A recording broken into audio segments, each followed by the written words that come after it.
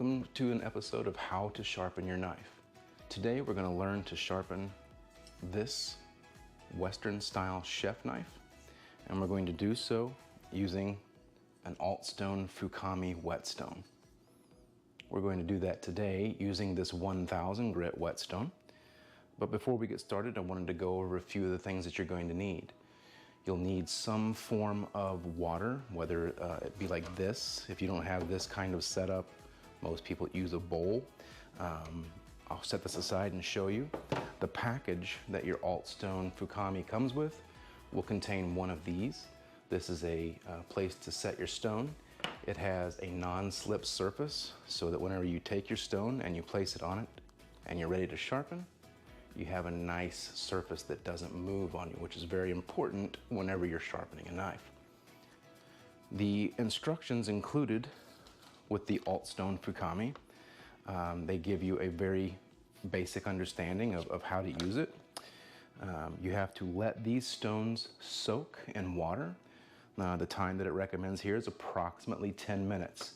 The best way to judge the time for using these stones is when you place them in a bowl of water or a tub of water, bubbles will start to form. Some of them are sometimes small, but you'll see bubbles.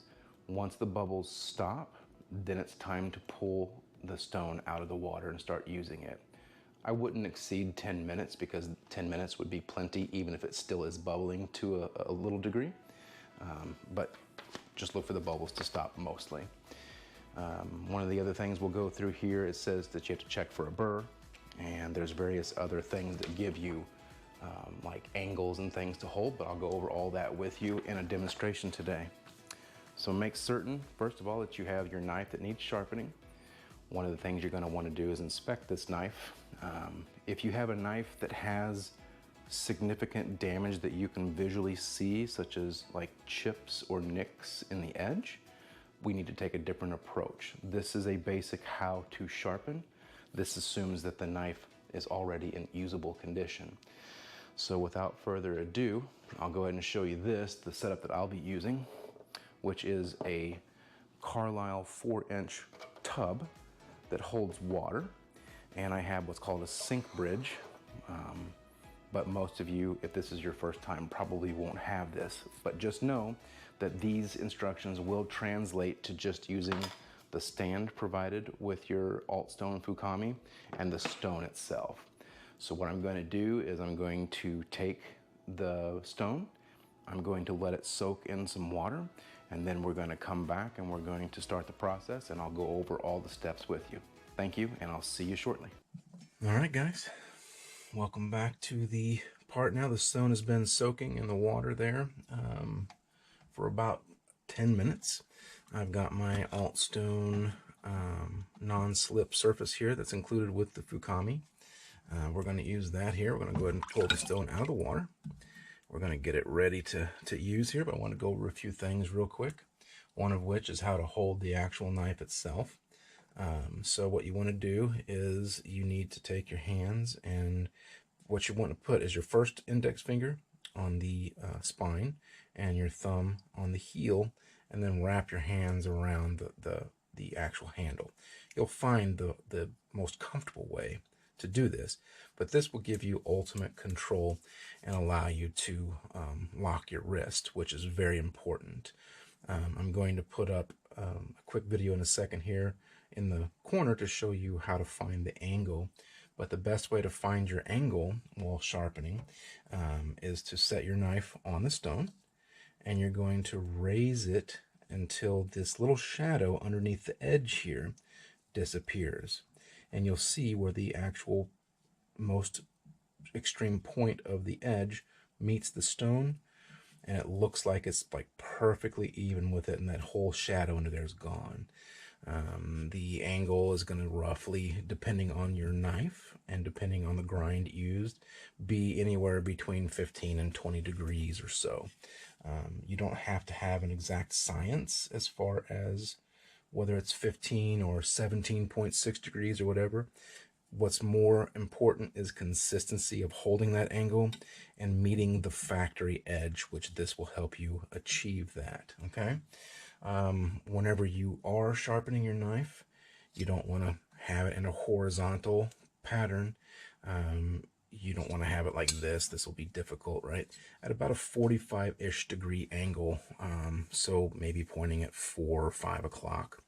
This will help you to glide the stone properly and not gouge and dig in as we're sharpening, and you'll see in a minute how that looks.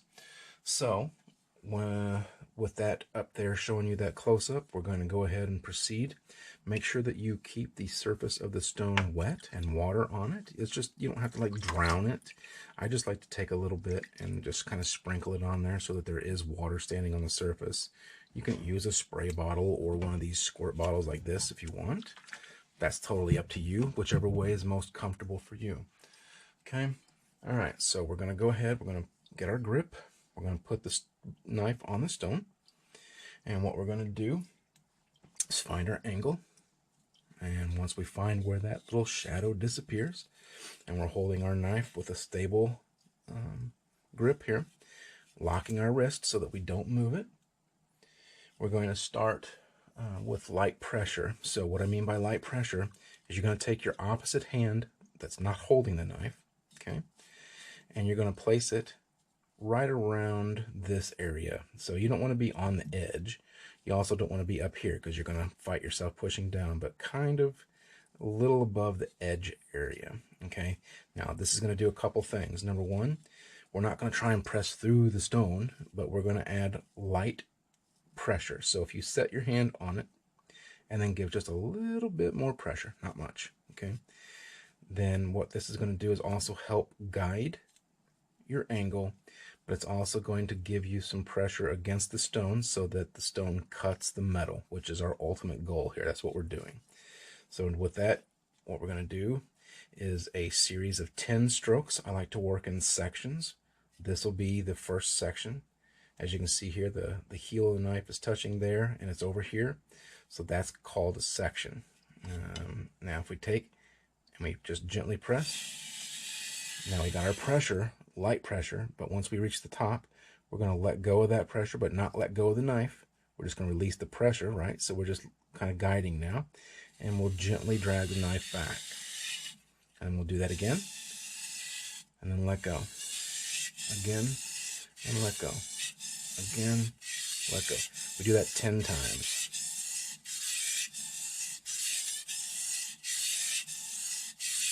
Okay.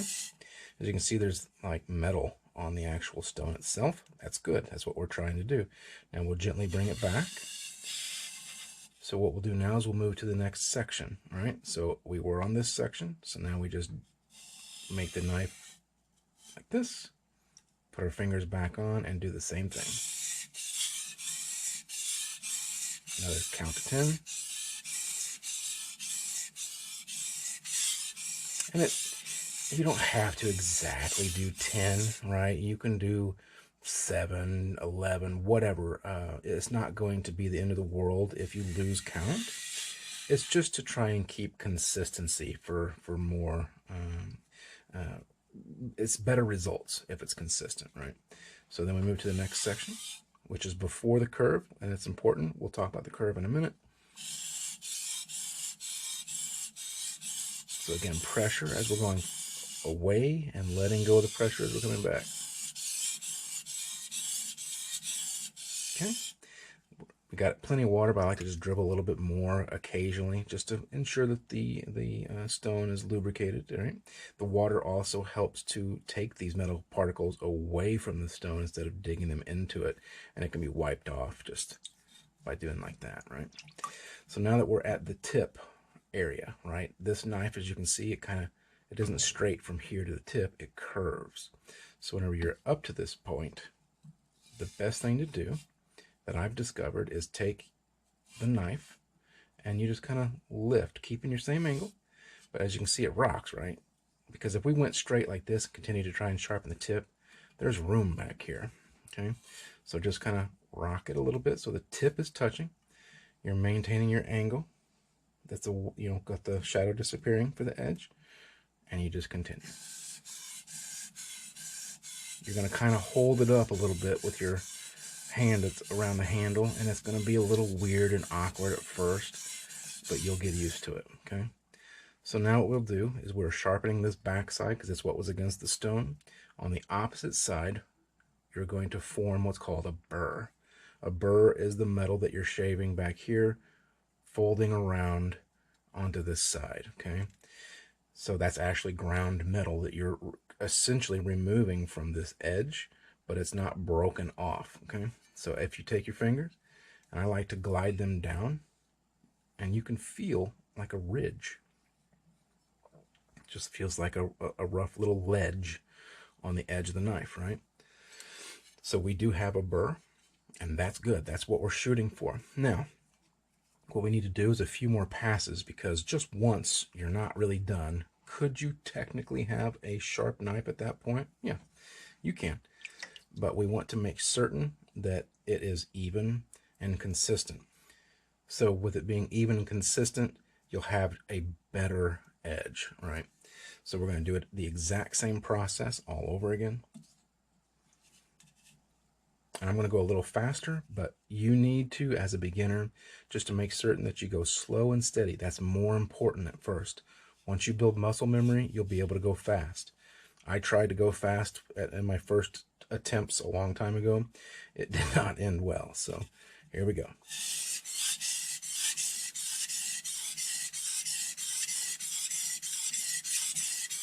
Again, I'm making sure that I keep my pressure as I go up, and I'm letting go of that pressure as I go down. So pressure away from me, letting the pressure off, coming towards me.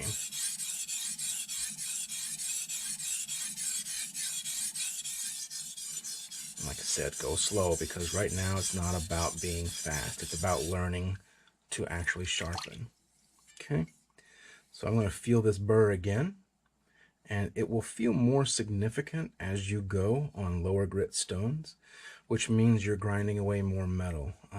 And it means that there is more metal to grind away. I like to normally do about 3 passes. And a pass is a complete movement from here to the tip is considered 1 pass. So we've done 2 now, and this will be our 3rd.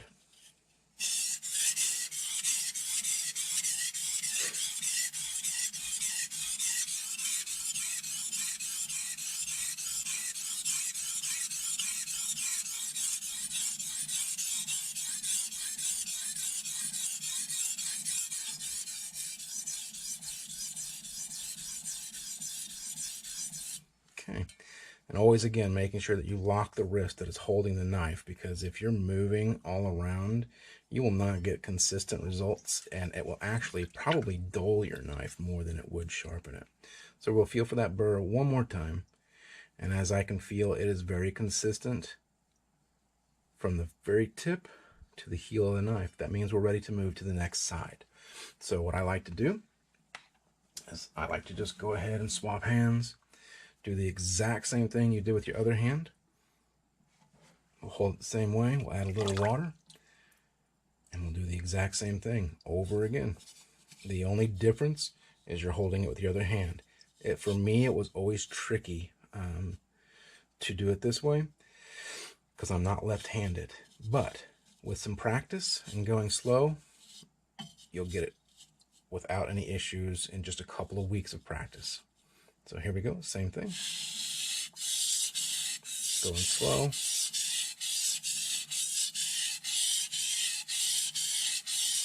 Locking the wrist. Pressure as you push away. Letting go of that pressure as you return. Something that's important to note is as we're sharpening this side, clearly we had a burr on the side we are now sharpening. So that raised metal was on this side, and I'll show you. We finished with the tip. So we were sharpening this side before, the burr was over here. As we're working on this side now, what's going to happen is you're going to have a burr immediately. Sometimes you don't have a burr immediately on the initial side you work on, and that's okay because you have to grind the metal. what you're going to have now, and I do, is an immediate burr, because what's happened is we're now folding the burr over. As we know, metal doesn't always just break, it folds, and after a few folds, right, and this will come in to play later, as it folds, it's going to come to this side. Now I'm folding it back and forth, it's going to break off, which is what we're going to do later to actually remove that burr, but we're not there yet. So now we're going to do the same thing. So it's important to keep the same number of passes on the opposite side that you were working on. That way your knife is consistent on both sides. You don't want an uneven sharpened knife. So I'm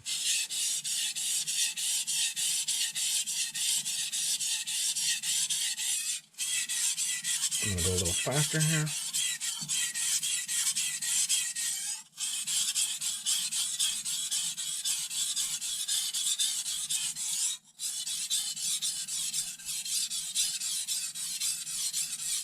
It's important too to make certain when you're sharpening that you try to use the entire stone from back here to up here. If you're just on this one little spot and you're going like this, it'll work. But what's going to happen is you're going to cause a dish in this one area. And as you push the knife over that area, it's going to, this is an exaggeration of course, but it's going to dip and come up. You're going to cause problems and scratch your knife and do other things. It'll be an uneven edge. And it'll be cosmetically unappealing because you'll scratch the surface back here. You don't want to scratch it up high if you can help it. That's something else too. If you notice scratches are forming up here when you're sharpening, that means that your angle is too low. So keep that in mind. You don't want that. All right, this should be the last pass.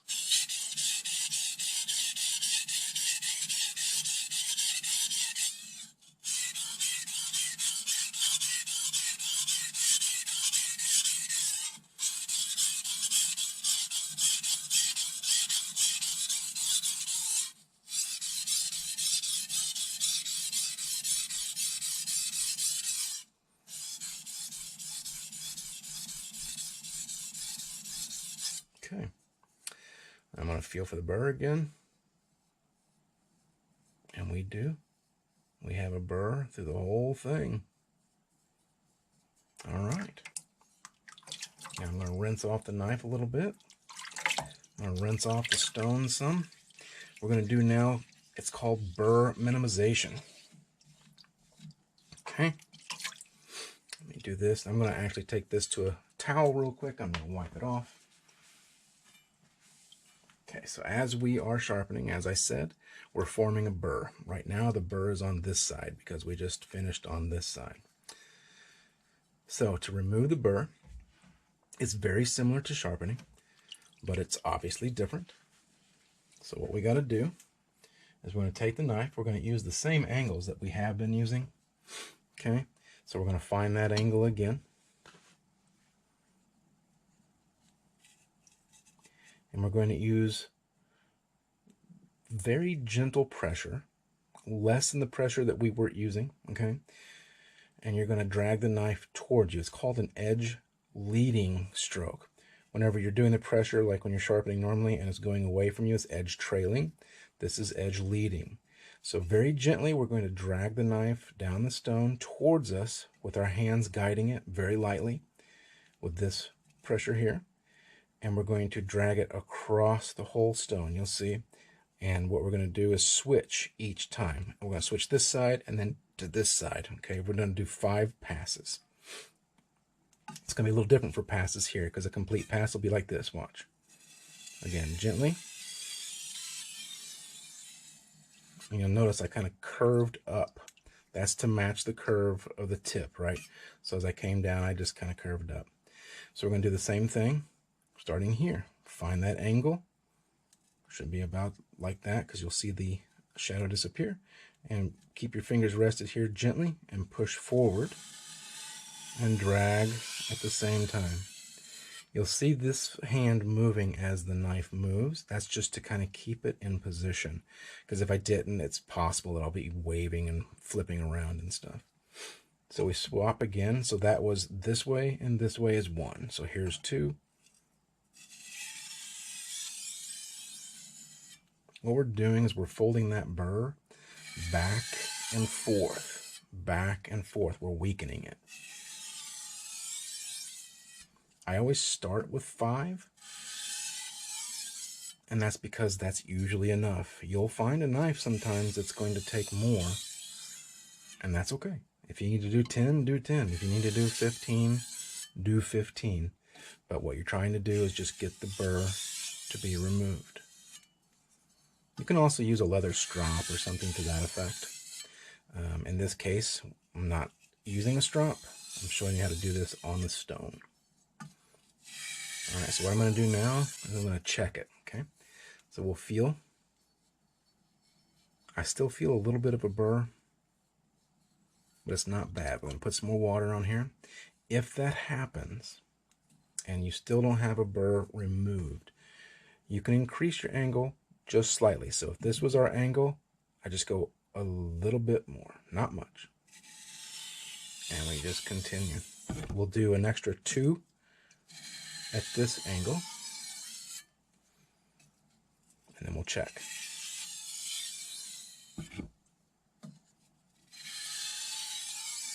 Okay, we'll check again. And that does feel that that has successfully eliminated the burr that I was feeling. Okay, now we're going to do stropping strokes.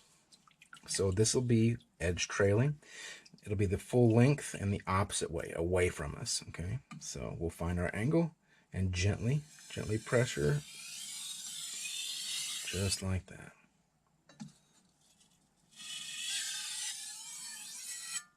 So it's exactly the same thing we were doing, just in an opposite direction. Okay.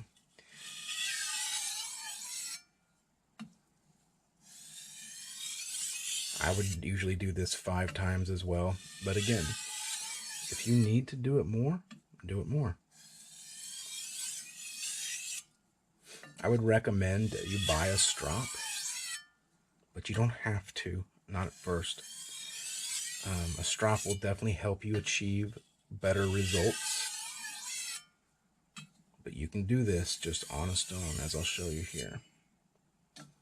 Okay. Now we'll feel it. And it does feel that the burr has been completely removed from this knife. I don't feel any resistance, like a ridge like I had before. So we'll rinse the knife off. We'll wipe it off on a towel.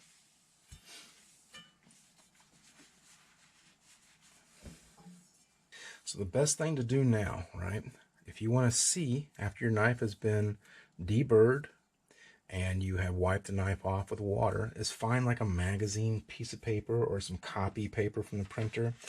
Anything like that will do, right? What you want to do is see if your knife will cut. In this case, I just have an old page from a magazine, right? Take your magazine and see if it's going to cut paper. As you can see there, our knife, it cuts clean. You don't have any jags or like it doesn't rip the paper as you're trying to cut through it. So just cleanly cuts. And it cuts everywhere. So start from the middle. Just like that, we have a very sharp knife.